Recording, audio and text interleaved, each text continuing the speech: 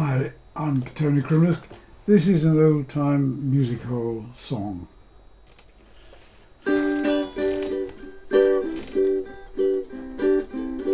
My grandmother, she at the age of 93, one day she took sick and she died.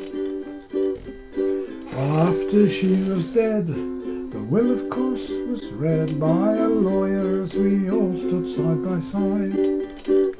To my brother it was found she had left £100, and the same to my sister I declare. But when it came to me, the lawyer said, I see, but she's just left you the old armchair.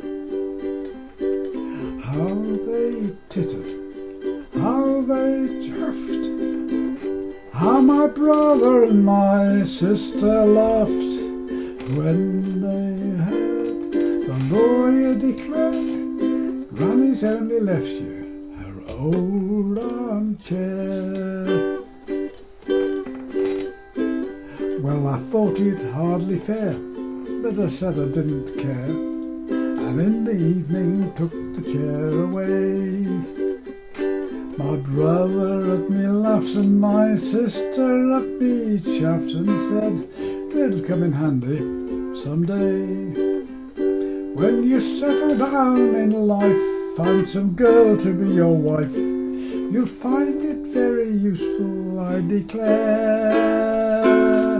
On cold and frosty nights, where the fire's burning bright, you can sit in your old armchair. Well, what my sister said was true, for in a year or two I had quite settled down to married life. I first a girl did court, and then a ring I bought, and I took her to the church to be my wife. Now the old girl and me are as happy as can be, and when my work is over I declare I never want to roam, but each night I stay at home and sit in my old armchair. Then one night the chair fell down. When I picked it up I found that the seat had fallen down upon the floor. And there before my eyes I saw, to my surprise, a lot of notes, £10,000 or more. When my brother heard of this, the poor fellow, I confess, went really wild with rage and tore his hair. But I just laughed at him and said to him, Jim, don't you wish you'd had the old armchair? Oh, but how they tittered, how they chaffed, how my brother and my sister laughed when they heard the lawyer declare Granny's only left you her old armchair. Well, as I said, that was an old-time musical song. It's widely collected from sources on both sides of the Atlantic, and it appears in dozens of English, American and Scottish songbooks, song collections from the 1800s right back.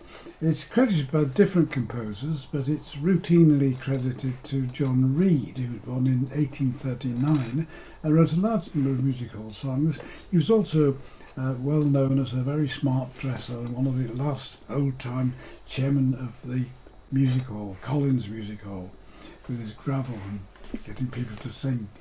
It's claimed to have sung this song between 10 and 20,000 times.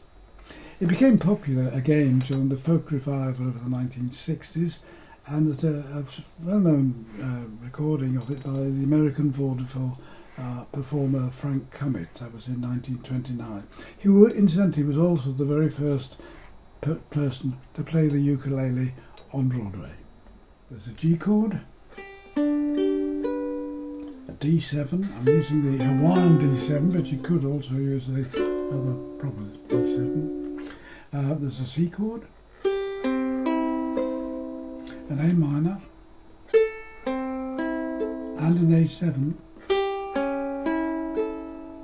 and then there's the E minor chord. The easiest way to get from a G chord to a E minor chord is just to drop that little finger down.